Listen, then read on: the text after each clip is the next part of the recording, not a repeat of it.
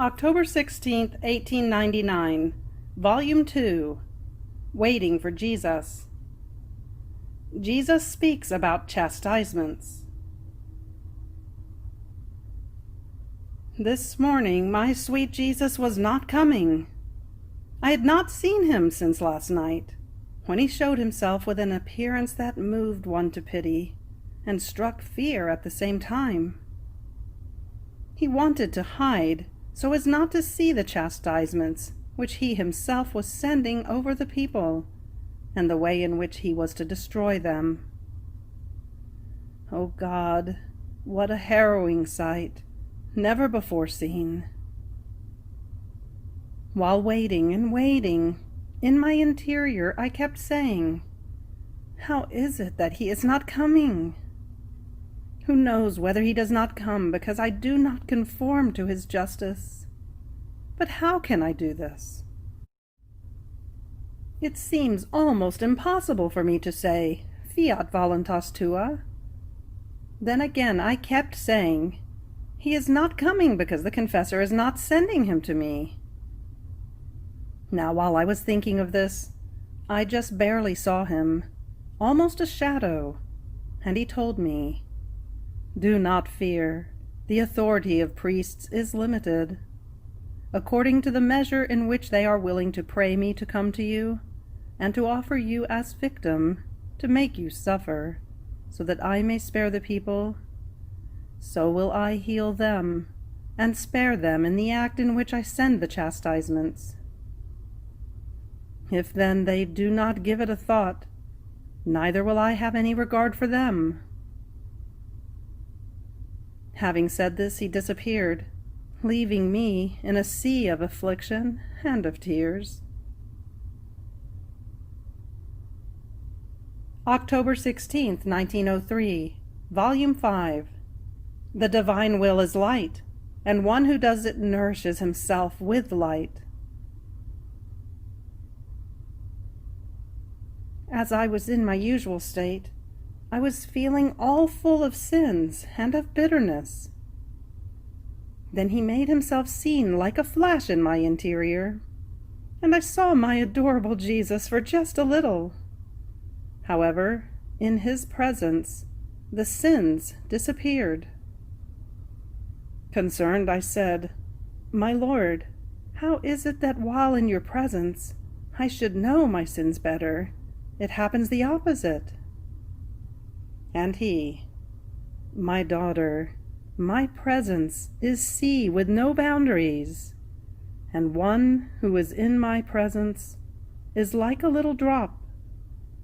Whether it is black or white, it dissolves in my sea. So how can it be recognized any more? Moreover, my divine touch purges everything, and the black ones it turns into white. How can you fear then? Furthermore, my will is light, and by always doing my will, you nourish yourself with light, and your mortifications, privations, and sufferings convert into nourishment of light for the soul. In fact, the only food which is nourishing and gives true life is my will. And don't you know that this continuous nourishing herself with light, even if the soul should contract some defects, purges her continuously?" Having said this, he disappeared. October 16th, 1905, Volume 6. The closer the soul draws to the love of God, the more she loses her own virtues.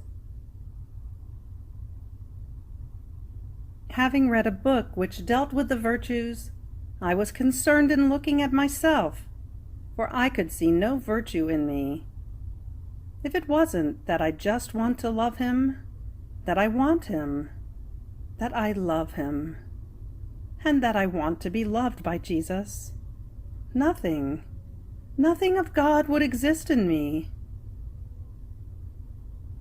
Now, as I was in my usual state, my adorable Jesus told me, "My daughter, the closer the soul comes to the end, so as to draw near the font of every good, which is the true and perfect love of God, in which everything will remain submerged, and love alone will float, to be the engine of everything, the more she loses all the virtues she has practiced along the journey, to enclose everything in love, and rest from everything, to love only. Do the blessed in heaven not lose everything to love only? In the same way, the more she advances, the less she feels the varied crafting of the virtues, because investing them all, love converts them all into itself, keeping them at rest within itself, like many noble princesses, working itself alone, and giving life to all of them. And while the soul does not perceive them, in love she finds them all, but more beautiful, more pure, more perfect, more ennobled. And if she does perceive them, it is a sign that they are separated from love. For example, a soul receives a command, and she exercises obedience to obey that person in order to acquire virtue, to sacrifice her own will, and for many other possible reasons. Now, by doing so, she already perceives that she is exercising obedience. She feels the toil, the sacrifice that this virtue brings with itself. Another then obeys, not to obey that person, nor for other reasons, but knowing that God would be displeased by her disobedience, she looks at God in the one who commands her, and for love of him, she sacrifices everything and obeys. In this, the soul does not perceive that she obeys, but only that she loves, because she has obeyed only out of love. Otherwise, she would have disobeyed anyway. And so with all the rest. Therefore, courage along the journey, because the more you move forward, the sooner you will enjoy in advance, also down here, the eternal beatitude of soul and true love.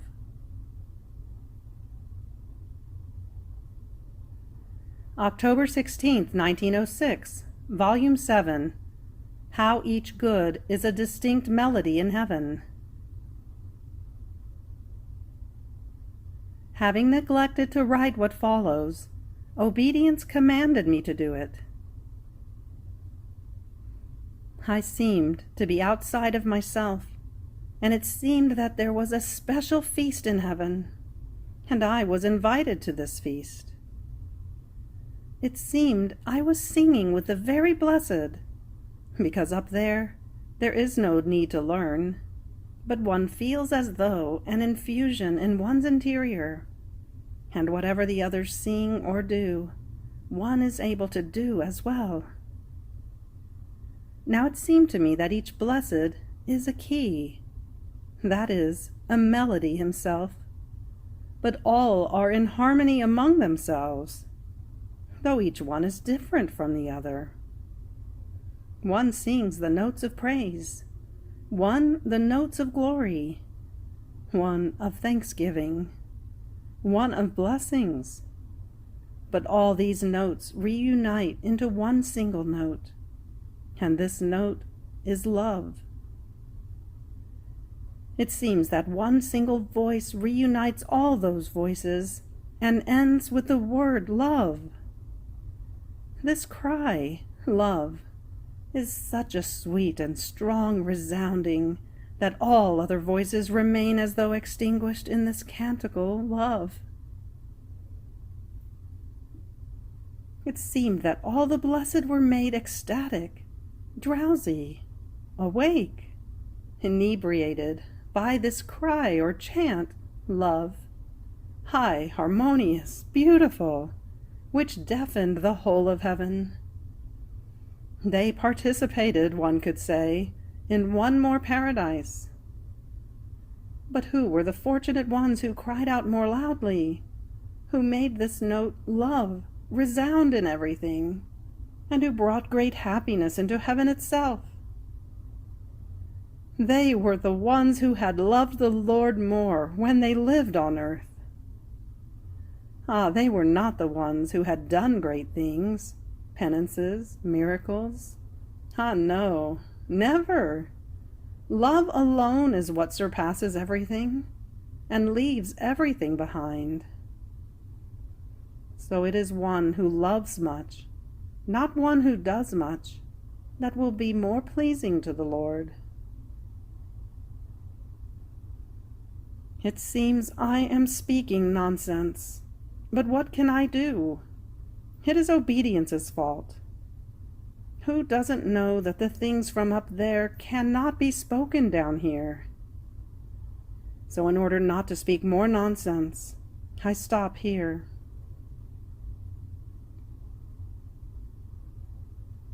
October 16th, 1911, Volume 10. More threats of letting Italy be invaded by the foreigners. And Luisa becomes huffy with Jesus. This morning, my always lovable Jesus threatened strongly to let Italy be invaded by foreign people. And I, getting huffy with him, told him, "You really want to be impertinent. You say you love me, and you do not want to content me in anything. Bravo, Jesus. Is this the love you have for me?" And Jesus, "To show you that I love you, for love of you I will spare your environment. Are you not happy?" And I crying out loudly, "No, Lord, you cannot do this." And Jesus, "What is it? Are you becoming huffy?" And I, "Yes, today I get huffy with you." And he disappeared. But I hope that he will placate himself. Then he seemed to be binding me so very tightly to himself in order to make me do his will. October 16, 1918, Volume 12. He predicts wars and the lot of some countries. I was feeling very afflicted because of the privation of my lovable Jesus, and my mind was made gloomy by the thought that everything in me had been a crafting either of my fantasy or of the enemy. There are rumors of peace and triumph for Italy, while I remembered that my sweet Jesus had told me that Italy would be humiliated. What pain! What mortal agony to think that my life had been a continuous deceit. I felt that Jesus wanted to talk to me, and I didn't want to listen. I rejected him. I fought for 3 days with Jesus, and many times I was so exhausted that I did not have the strength to reject him. And then Jesus would speak and speak, and I, drawing strength from his speech, would say to him, "I do not want to hear anything." Finally, Jesus placed his arm around my neck and said to me, "Calm down, calm down. It is I. Listen to me. Don't you remember that months ago, when you were lamenting to me for poor Italy, I said to you, 'My daughter, those who win, lose. Those who lose, win.' Italy and France have already been humiliated, and they will be no longer, until they are purged and they return to me, freely, voluntarily, and peacefully. In the merely apparent triumph which they enjoy, they already suffer the greatest humiliation. They did not do it by themselves, but a foreigner, not even European, came to drive the enemy away. So if this could be called a triumph, which it is not, it belongs to the foreigner. But this is nothing. Now, more than ever, they lose more, in moral things as much as in the temporal, because this will dispose them to commit greater crimes, to fierce internal revolutions, such as to surpass the very tragedy of war. And then what I told you did not regard only the present times, but also the future, and all that is not happening now will happen then. And if someone will raise difficulties and doubts, it means that he knows little about my way of speaking. My speech is eternal, just as I am. Now, I want to tell you something consoling. Italy and France now lose, while Germany wins. All nations have some black stains, and all of them deserve humiliations and crushings. There will be a general uproar, confusion everywhere. I will renew the world with the sword, with fire and with water, with sudden deaths and with contagious diseases. I will make new things. The nations will form a sort of Tower of Babel. They will reach the point of being unable to understand one another. The peoples will revolt among themselves, and they will no longer want kings. All will be humiliated, and peace will come only from me. And if you hear them say peace, that will not be true, but apparent. Once I have purged everything, I will place my finger in a surprising way, and I will give the true peace. Then all those who are humiliated will return to me. Germany will be Catholic. I have great designs upon for her. England, Russia, and all the places where blood has been shed will rise again to faith and will be incorporated into my church. There will be great triumph and union among peoples. Therefore pray, and it takes patience, because this will not be so soon, but it will take time. October 16th, 1921, Volume 13. As Jesus was conceived, he made all creatures be reborn in him.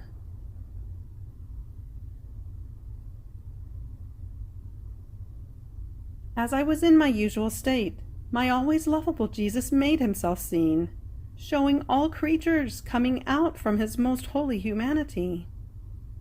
And all tenderness he told me, "My daughter, look at the great prodigy of the Incarnation. As I was conceived, and my humanity was formed, I made all creatures be reborn in me. So in my humanity, as they were being reborn in me, I felt each one of their distinct acts. In my mind, I contained each thought of creature, both good and evil. The good ones I confirmed in good. I surrounded them with my grace. I invested them with my light, so that being reborn from the sanctity of my mind, they might be worthy parts of my intelligence. For the evil ones, then, I repaired, I made penance, I multiplied my thoughts to infinity, in order to give to the Father the glory of each thought of creatures. In my gazes, in my words, in my hands, in my feet, and even in my heart, I contained the gazes, the words, the works, the steps, and the hearts of each one. And being reborn in me, everything remained confirmed in the sanctity of my humanity. Everything was repaired for, and for each offense I suffered a special pain. Then, having made all of them be reborn in me, I carried them within me through the whole course of my life. And do you know when I delivered them? I delivered them on the cross, on the bed of my bitter pains, among atrocious spasms, in the last breath of my life. As I died, they were born again to new life, all sealed and marked with the whole work of my humanity. Not content with having given them new birth, I gave to each one everything I had done, so as to keep them sheltered and safe. Do you see what sanctity man contains? The sanctity of my humanity, which could never bring to light unworthy children dissimilar from me. This is why I love man so much. He is a birth from me. But man is always ungrateful, and reaches the point of not recognizing the Father who delivered him with so much love and pain. After this, he showed himself all in flames. Jesus was burned and consumed in those flames, and could no longer be seen. I could see nothing but fire. But then I saw him being reborn again, to remain once again consumed in fire.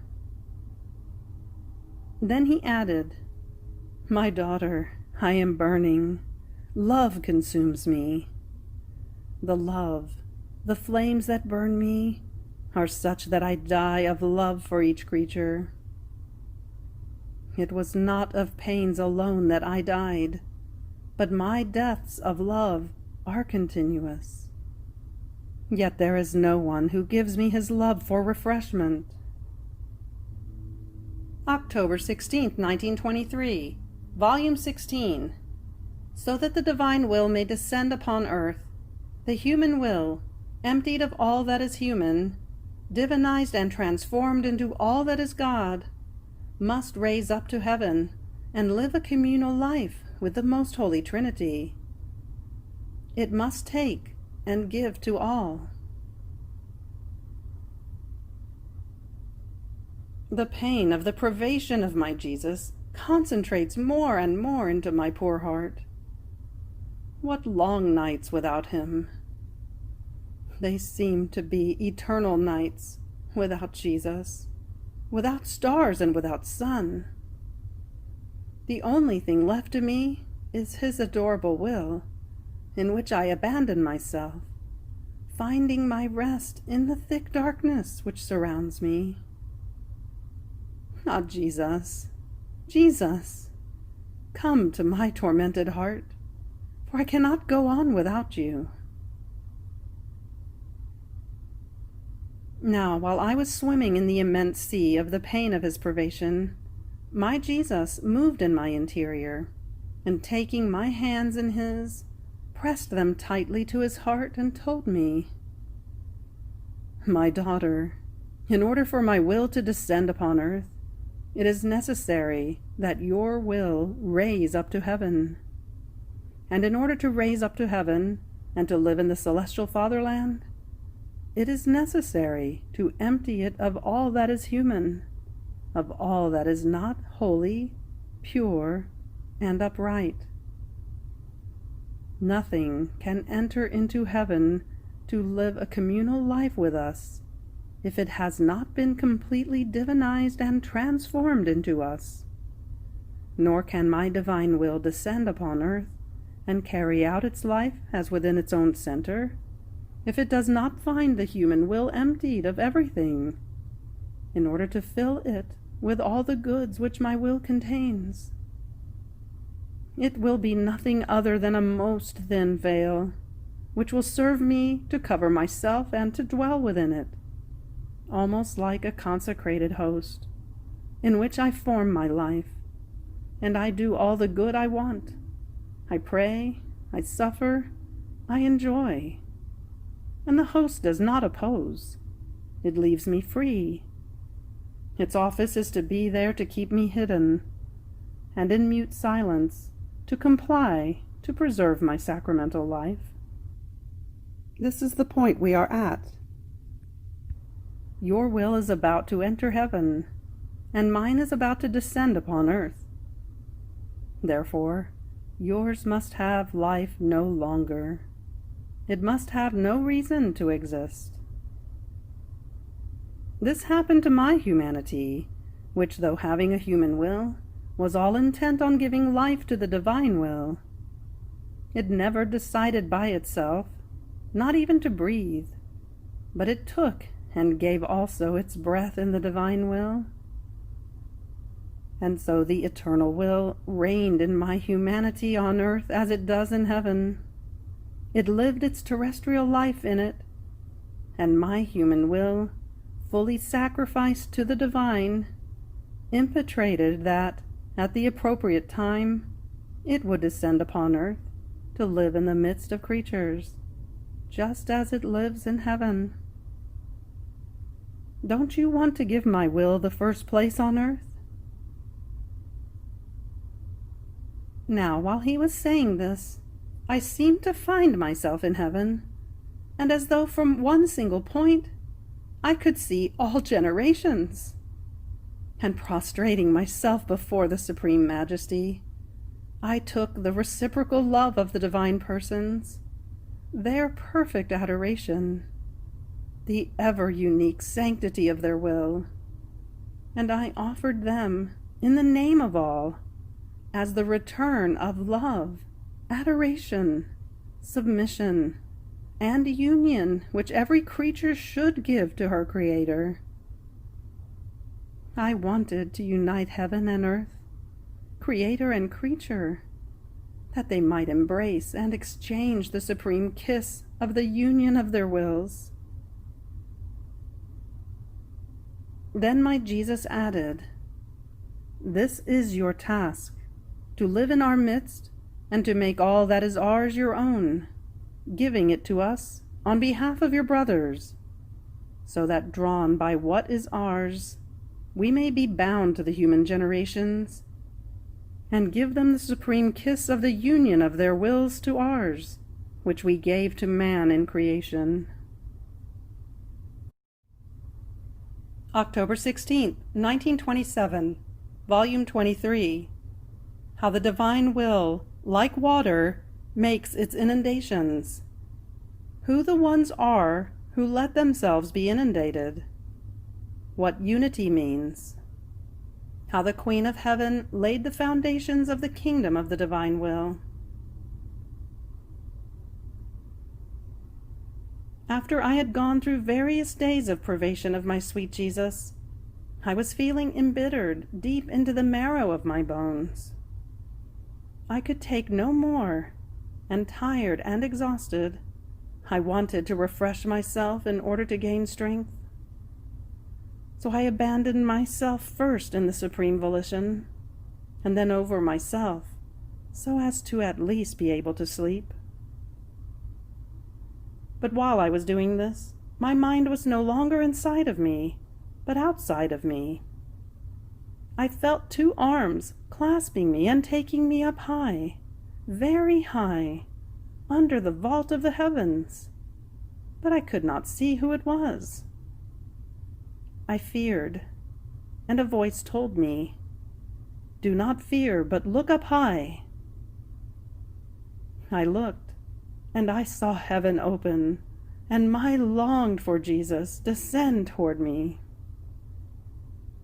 We both flung into each other's arms, I clasping him and he clasping me, and in my sorrow I said to him, "Jesus, my love, how you make me struggle. You make me reach the extremes. It shows how the ardor of your love for me is no longer what you had for me before."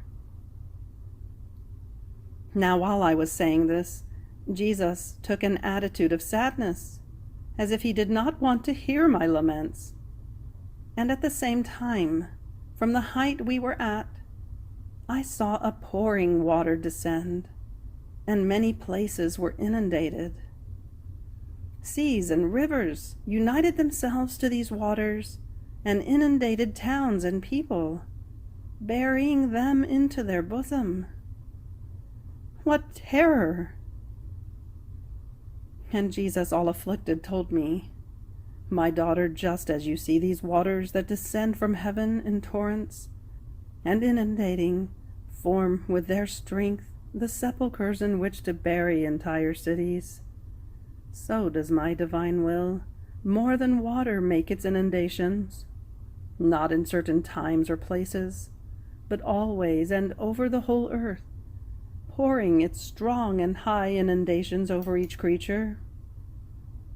But who lets himself be inundated by its inundations of light, of grace, of love, of sanctity, and of happiness that it possesses? No one.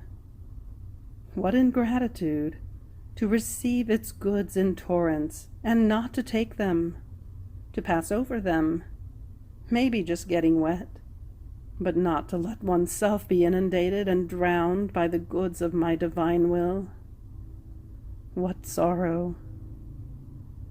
And I look at the whole earth to see who takes the inundations of my will, and I find only the little daughter of my will, receiving these inundations, drowning in it, and letting herself be transported wherever it wants, remaining in its bosom, prey to its gigantic waves. There is no sight more beautiful, no scene more touching, than to see the littleness of the creature prey to these waves. She can be seen now prey to waves of light, and though buried inside of them, now drowned by love, now invested and embellished by sanctity. What a delight to see her! And this is why I descend from heaven, to enjoy these enrapturing scenes of your littleness, carried by its arms in the inundations of my eternal volition. And you say that my love for you has declined? You are wrong. Know that your Jesus is faithful in love, and as he sees you under the waves of his will, he loves you more and more." Having said this, he disappeared, and I remained all abandoned in the waves of the divine Fiat. Then coming back, my lovable Jesus added, "My daughter, my will possesses the unity, and one who lives in it lives in this unity. And do you know what unity means? It means one, a one that can embrace everything and everyone, and can give everything, because it encloses everything. My divine will possesses the unity of love, and of all loves united together. It possesses the unity of sanctity, and encloses all sanctities. It possesses the unity of beauty, and encloses within itself everything beautiful that is possible and imaginable. In sum, it encloses the unity of light, of power, of goodness, of wisdom. True and perfect unity, while being one, must possess everything. And this everything must be all of an equal strength, all immense and infinite, eternal, without beginning and without end. Therefore, one who lives in it lives within the immense and gigantic waves it possesses, in such a way that the soul feels the empire of the one strength of light, of sanctity, of love, and so forth. So in this one strength, everything is light for her. Everything changes into sanctity, into love, into power, and all things bring her the knowledge of the wisdom of this unity. Therefore, to live in it is the greatest miracle, and the perfect carrying out of the divine life in the creature. The word unity means everything, and the soul takes everything by living in it,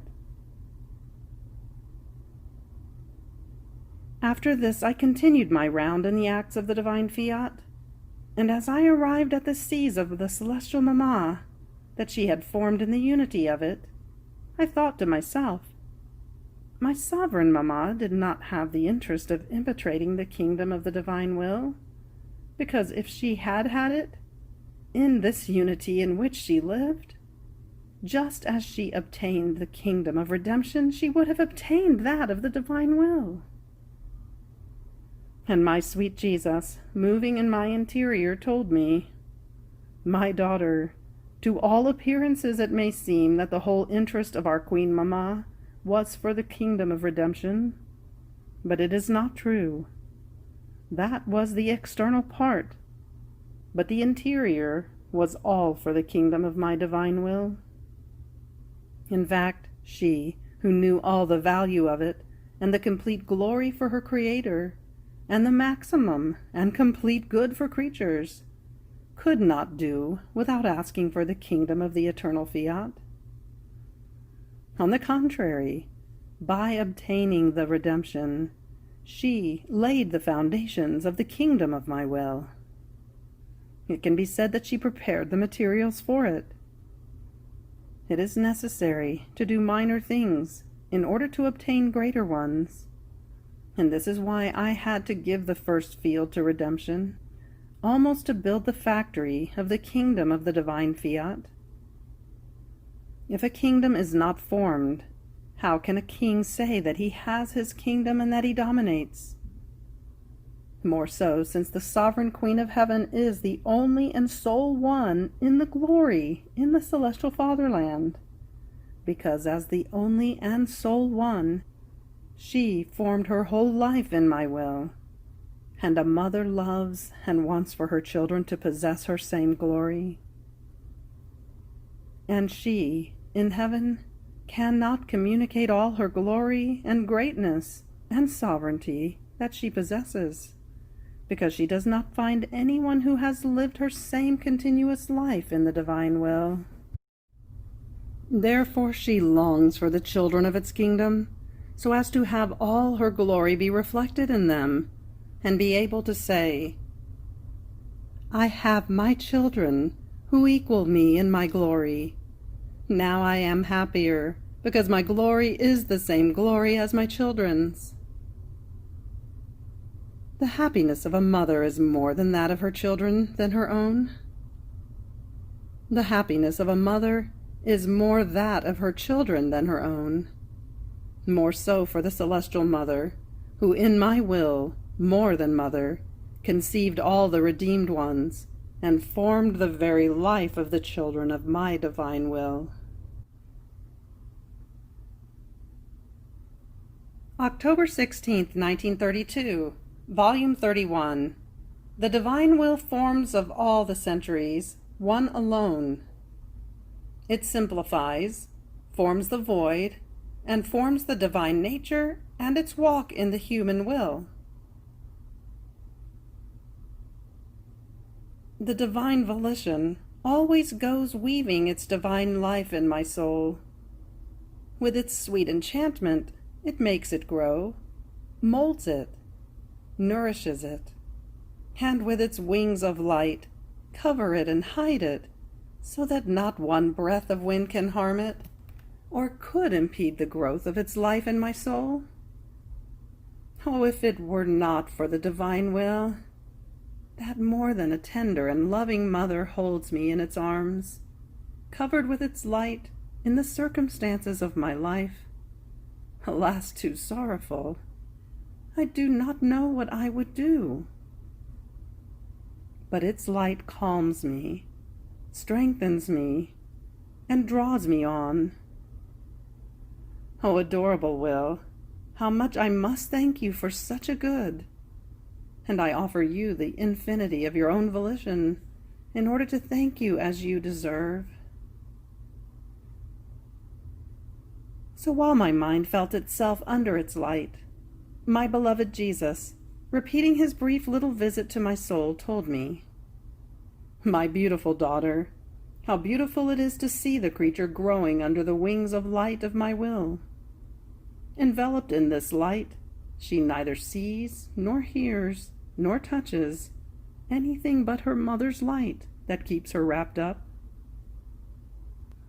And if creatures wound her, beat her, embitter her, she feels more squeezed and clasped to its arms of light, and responds with a smile of light to whoever wants to embitter and wound her, and joking with them she confounds their human perfidy. O power of my operating will, it slips away from all, triumphs over all, and with its light forms its throne of immortal glory in the soul who gives it the freedom to operate. You must know that its power is so great that it forms of all centuries one alone, and its empire extends everywhere, and of all acts it forms one single act. The centuries disappear before its power, and all the good acts of creatures are nothing other than so many atoms that, united together, form one single act in which they recognize its power, and prostrate at its feet, they form the glory and the adoration of the human generations to this supreme will. A symbol of this is the sun, that is nothing other than so many atoms of light, that united together form the sun that gives light all over the earth. But those atoms are armed with a divine power, and each one contains a marvelous power, so much so that only by touching the earth, the plants communicate such marvelous goods and effects, so as to form a distinct life in each plant and flower. The same for the acts of creatures. Although they are atoms, they contain the marvelous power of my will. Therefore they are pregnant with admirable effects. You must know that when the creature disposes herself to do an act in my will, it arms its power and simplifies, forms the void, and forms divine nature in the human will. And as victorious, it forms its way in the will of the creature, and it walks, it always walks, and then it stops, and its step is impeded, when the human will places the bars by not doing mine, but her own will. What a crime to impede the walk, the step of my volition in the will of the creature, since I created creatures in order to form for myself many ways in the human wills, to be able to have my continuous walk, and therefore my operative act in them. And the one who impedes my walk would want to impede me in the continuation of my creation, to block my steps and tie my hands, so that I would not be able to operate. Alas, not doing my will seems to be nothing, and yet it is the greatest of crimes that before the divine majesty cries out vengeance toward poor creatures, especially when it is known that my will does a work, that it wants a sacrifice, and not doing it is as if one wanted to contest the truth. And this is a sin against the Holy Spirit, and cries out for vengeance before God. To know my will and not do it is to close heaven, to break the divine relations, and to not know the divine command that every creature is obligated to know and to submit to what my volition wants, even though it might cost them their life. Therefore be attentive, adore my will and what it has disposed for you, if you want to content your Jesus. End of October 16th. Fiat.